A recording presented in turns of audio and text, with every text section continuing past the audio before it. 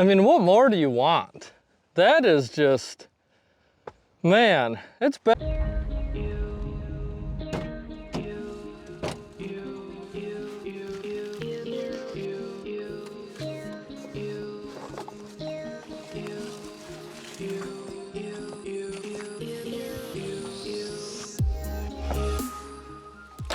Now let's go toss some plastic. Ladies and gentlemen, welcome back to the channel. Today we find ourselves at the 71st ranked course in the entire world, Kudzu Cove in Guntersville, Alabama. Now this course looks absolutely beautiful, but hole one is terrifying. 338 feet, the basket's tucked right on the other side of the water. So any big hyzers that don't make it there, gone, you know, and we're not warmed up at all. Not looking forward to it, but we are gonna go with our Firebird, and I am really excited to get this round started.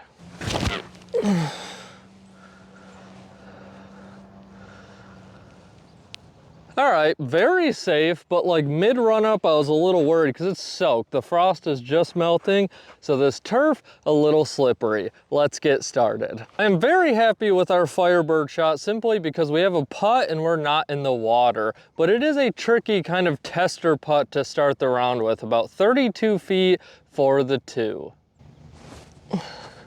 Oh no, that was like mid-flight. I was like, oh my gosh, we actually hit our first putt. We didn't hit it.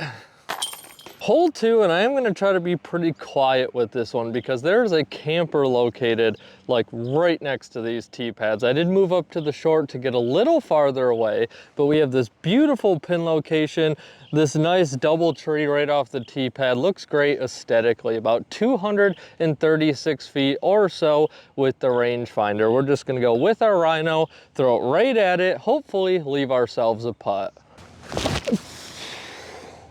That's low. Oh, not a good throw, but we're gonna quickly get off this tee pad. So as you guys can see, it's literally right there. That's why I'm like, it's time to go. You know, it's still pretty early. It's pretty, oh no. It's still pretty early and I don't wanna, you know, wake people up. I tend to talk I'm sorry, this camera's horrible.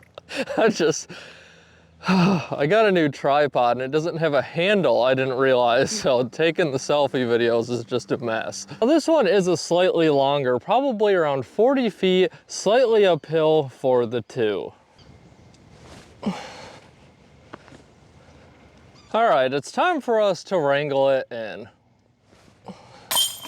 Hole three, and we have another water hazard to contend with. It's 271 feet, dead straight downhill. And as you can see, all off to the left, if you get a big hyzer or a skip, you're gonna go in the drink. I am gonna go with my Kudzu. Hyzer back. Not good, not good.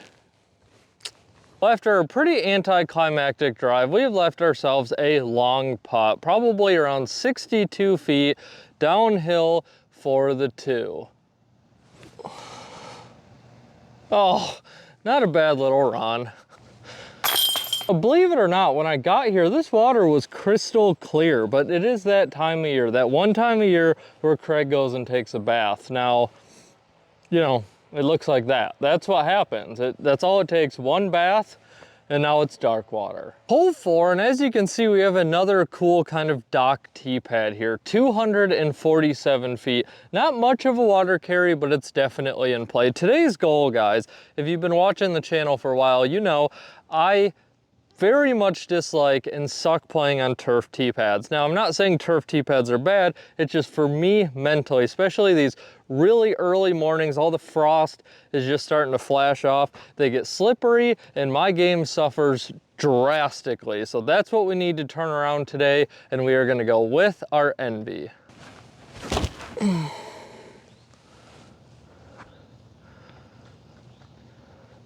All right, I think our little pep talk worked. We're gonna have a short putt for the much needed two.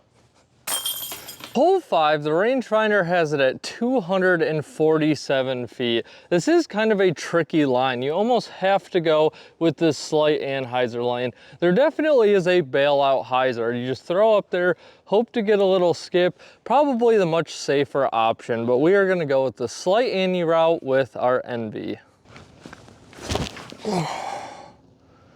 Just hold that beautiful line. Really great shot. The Envy, if the Envy can come through for us, we might be able to get something started here. For the 2, gotcha, didn't I? Hole 6, 295 feet. Now we are looking right at it and it goes uphill the entire way. As you guys can see, there is no room for any kind of hyzer action. You can go with a flip up or a little flex shot. I'm gonna go with my Champion Leopard. That felt good. Don't hit that tree. Oh yeah, we're starting to get a little bit of a rhythm here. Not a bad shot. This super old Champion Leopard is one of my favorite discs to throw. I will say it's been a long time since I've had to deal with a lot of water hazards, and as you guys know, I absolutely love them, but it is always a risk. Like that poor guy down there. Hole 1, disc in the water, hate to see it, you know what I mean? Hate to see it. Hole 1, going for a swim. Hole 7, 316 feet. Now this is kind of a similar shot shape. We do have that one tree more centered in the fairway, and because it worked last time, I'm gonna go with my Leopard again. I'm gonna have to pump quite a bit more juice into it because we are gaining some elevation, but hopefully it works out.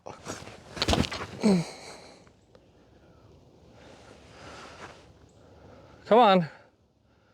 Oh, yeah, we might, I don't know if we got it there. That is kind of a long pull, depending how far uphill it goes, but we might be pretty close. Everybody's had that feeling where they misrelease their drive just a little bit and you know you're contending with either a tree or a ceiling, in my case the ceiling, but as soon as you get past it, you know it's gonna be perfect. Hole 8, and to be honest, I'm not sure which pin location we're in. It's either 354 feet or 438 feet. My gut's telling me it is in the longer pin because I am kind of struggling to see it. Now, as you can tell, this is a tricky shot because off to the right, we have the darkest of all dark water. So if we clip any of these trees and get some weird kick, that's my biggest fear. Because we have a low ceiling, I'm gonna go with my Firestorm, try to keep it low, really hope that we get some skip to help us get closer to the basket. Oh no.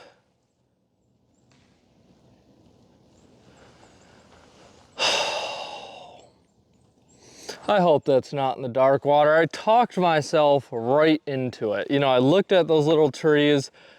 Man, let's hope the Firestorm is not gone. Luckily, we did get the Firestorm. As a lot of you guys know, I am very attached to my bag and the discs in it rarely change. Maybe one new disc a year. We still have 271 feet uphill. It's very mushy here, so I'm gonna go very understable. I'm gonna go with my Valkyrie, a nice little standstill. 4, I think, is a best case scenario.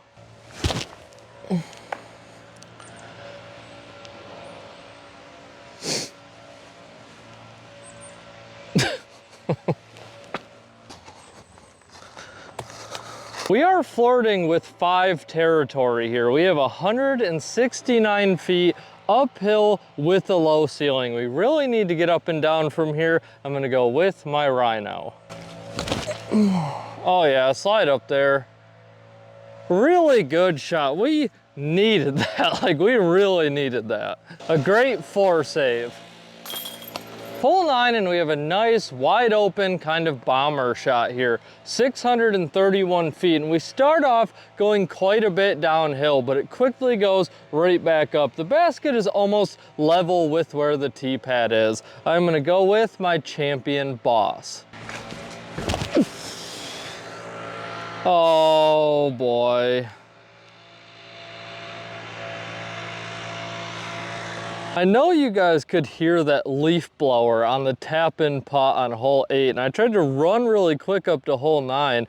Well, the maintenance man also worked his way all the way around the house, and I was sitting there for like 10 minutes waiting to try to get a window, rushed it, and we had about a 200-foot downhill drive with a boss. So never rush your shots. We still have 375 feet all uphill to try to get up there to save our birdie.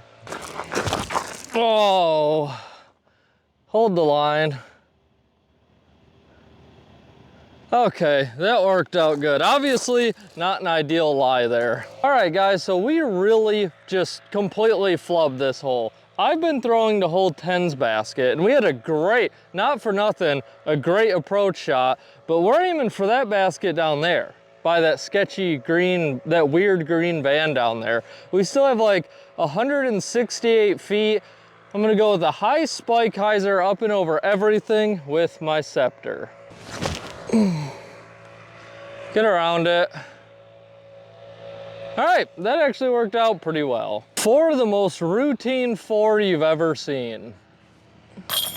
For today's hole 9 break, this is something I have touched on in the past, but I just want to ask you guys, what do you think the overall state is for disc golf courses? While traveling and seeing all these different courses, I've talked to a lot of different people, both in the private and the public sector, and it seems like a lot of them just want to keep building courses, but a reoccurring theme I keep seeing is they all want to be huge, 9,500 to 12,000 foot, you know, juggernaut pro style courses. And I'm just curious, what percentage of disc golfers does that aim to? Do you guys enjoy playing courses that long? When it comes to extremely long courses, I don't mind playing them at all. I hate filming them. I usually don't film them. It takes me 8 hours. You know what I mean? I do not like filming them, but I don't get more excited if I'm on Udisc and see a course that's 10,000 feet. That does nothing for me. I just, you know, more technical fun. Again, as you guys know, I'm more about the experience, but the biggest thing and why I love talking about this topic so much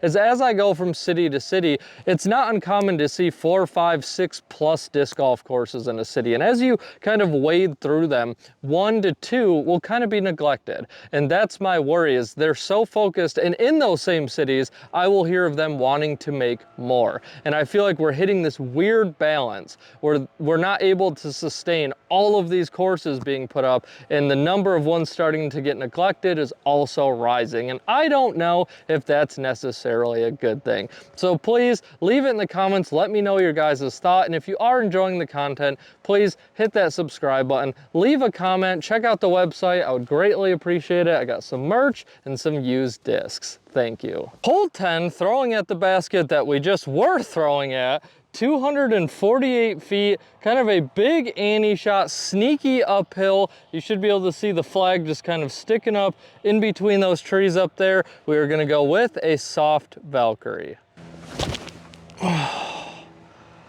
Slide up there. All right, we needed a little more turn. I was worried about that with the elevation, but I think we'll have a putt at it. Luckily, the Valkyrie did get to the ground pretty quickly. I thought we were gonna catch this downslope and drift quite a bit farther.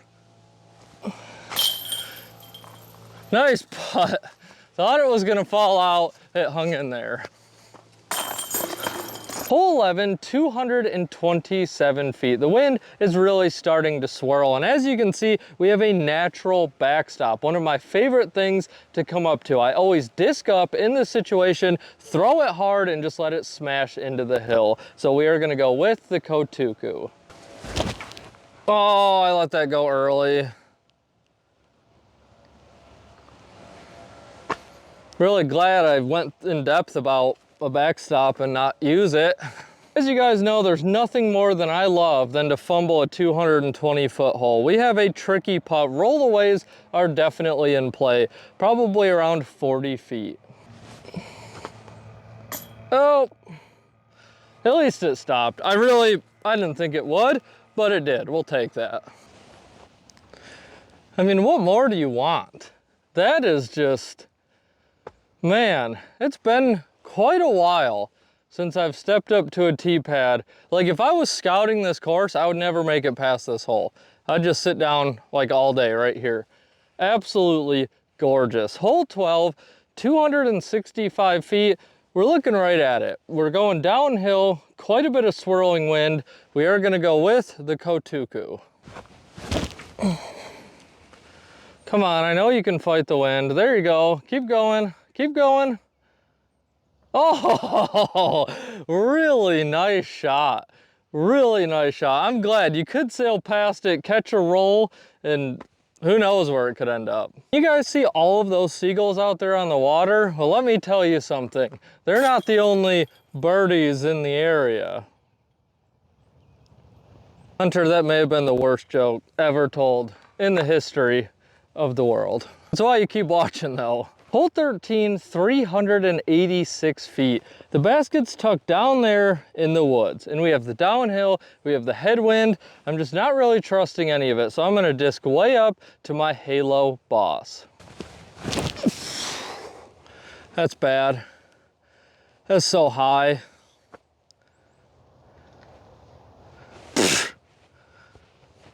No reason to throw it that high in the air.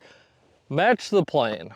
I will say this course has almost been perfect. This is the first thing that I'm not a fan of. This is the tee pad for hole 14. This is where my boss landed, coming in at 1,000,000 miles an hour. Now, it was a bad throw, yes, but I mean, we're only 50 feet from the basket. So it's not like a completely errant throw. It just went too high, lost the distance. I think there is quite a few trees blocking this tee pad, but I think something should be done about that. As far as this putt goes, we got nothing. This is just gonna be a throw and hope. It's a par. Hole 14, we have 215 feet, just dead straight, quite a bit uphill. So we are gonna disc up and go with the Kudzu. Oh, skip up there, big skip. All right, big skip, not quite the direction that we wanted. The Kudzu has been quite the workhorse today. Now, hopefully our putting can step up and pick up this 2. Nope.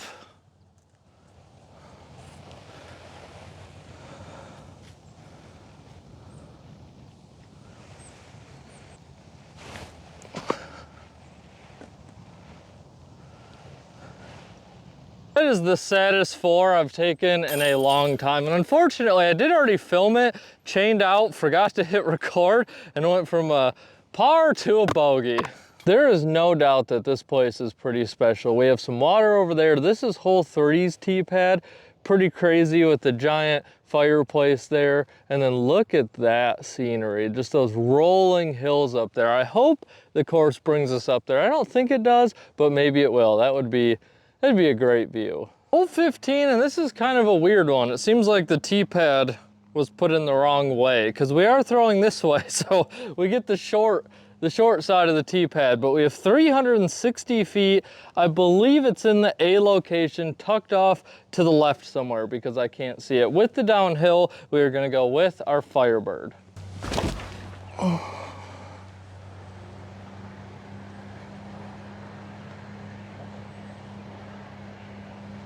All right, I'm not exactly sure where we landed. I think I did hear us hit something. Let's go find out. As I let that Firebird go, I had a feeling I needed to push a little farther, but we did not end up in a horrible spot. Probably around 70 feet, slightly downhill for the 2. Oh, noodled it. I get so worried about the wind and, you know, trying to add some height. Just noodled it. For the 3. Oh gosh, an old toilet bowl there, we'll take it. Hole 16, and we have another fun one here. It's either 568 feet or 615 feet. It looks like we need to get a pretty big anhyzer out of this gap. I'm not entirely sure how far or where the basket is, but we're gonna give it a full rip with our champion boss. And just saying, I don't know what it is about Alabama, but when the wind picks up, the wind literally feels like ice. Like if the temperature's okay, the wind, not okay. Oh, it's crushed, I think.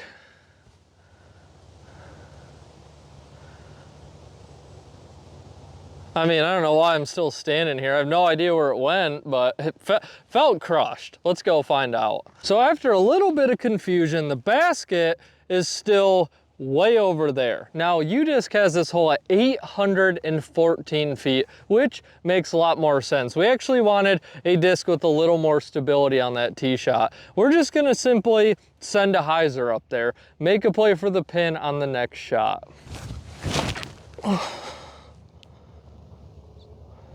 Get some stability, it's that headwind. Oh boy. All right, it fought through. Shouldn't be too bad. We've left ourselves 135 feet to the pin, and for the first time today, the old Pro Rhino's coming out. And per usual, not very exciting, but gets the job done. For the 4. Hole 17, 325 feet. Now there is some guardian trees up there, which makes me want to go with my Firebird. I want to hang it out wide so that way when it's coming towards the basket, it's nice and low. If we try to go right at it, we could get some bad tree kick and hit that down slope. Slide up there, I threw that low. I mean, that was exactly what we wanted. I just had to get a little height on it. There is some pretty sneaky elevation gain. I think the Leopard would have been a better choice, but hopefully we can knock this putt down and it doesn't matter anyway. Probably close to around 70 feet for the 2. Crash in there. Oh, man, I thought that one was going in. Rounding off our amazing day here at Kudzu Cove, we have the most terrifying hole, hole 18. The rangefinder has it about 268 feet. One thing I will say, guys, with the numbers I've read off have been mostly the T signs. They don't seem super accurate. Now I'm sitting here left with a bit of a pickle. You know what I mean? I could go for it with the Kotuku. The wind is what has me worried. I can go for it with a hammer. It's probably never going to be seen again. So that's currently what I'm mowing over. I do want to go for it. I do not want to lose a disc. Yeah, I don't know. We went for it. Be safe. It skipped in the water. We got to find that. Oh, guys, I'm not going to lie. I was very nervous. I can't control myself. I cannot lay up on water holes, and it was a good throw. You know, it was a pretty good throw. Like, we landed solidly on the grass here, even with the wind, but this Kotuku took a nasty skip. Need to be really careful because I don't want to stir up the soot and then it disappears. We've all been there. Okay, I'm starting to lose it. The seaweed has kind of floated over top. I'm gonna switch heads. I will walk in here. It says no swimming, but I'm not gonna swim. I will walk in there though. I will get this disc.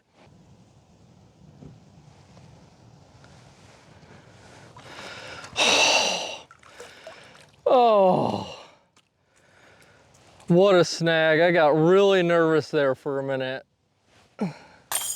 Yeah, we count that as a birdie. That wraps up today's video at Kudzu Cove in Guntersville, Alabama. And guys, there's really not much to say. This is one of the best disc golf courses that I have ever been to. Like a lot of my talk on the Udisc Top 100, this course is ranked 71st in the world. And to be honest with you, I think it might be a little underrated. This course offers every possible thing that you could have on a checklist. You have hyzer shots, ante shots, you have little ace run opportunities, full bomber holes, dead straight tunnel shots you have to hit, scenic views, unbelievable views, watered hazards, and elevation. If there's anything else that could be added to that checklist, I would love to know, because as far as I'm concerned, this hits everything and does it very well. And a lot of times when I am filming, the camera does not quite capture the beauty, because every place usually has their own kind of beauty, but that is not a problem here. You have gorgeous, I believe that's a reservoir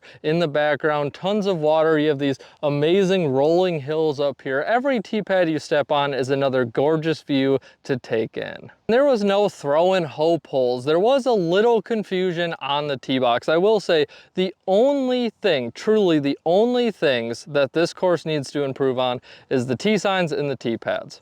And I think that's pretty apparent, and I know for a fact that they will fix them. Some of the tee pads are kind of short, a little uneven. The tee signs, they're old. They're very old, it appears, and they're not super accurate. You know, there's been maybe some pin movements. They're not the most accurate, but that is the only downfalls that I've seen while being on this property. Believe it or not, you can come rent cabins out here. I think there's like 9 of them. I think they also have rustic parking. They have all kinds of stuff, guys, all kinds of stuff. You can come out here and have an amazing weekend. And I did talk to the course maintainer and designer earlier today, and he has full plans to install a second course. There's not much more for me to say here, guys. Each tee pad you step up to is another gorgeous view to take in, as well as a different shot shape. They never felt repetitive. We had to use all kinds of discs in our bag to be able to tackle this course. And overall, I'm going to give Kudzu Cove the amazing score of 9.6 out of 10. The only thing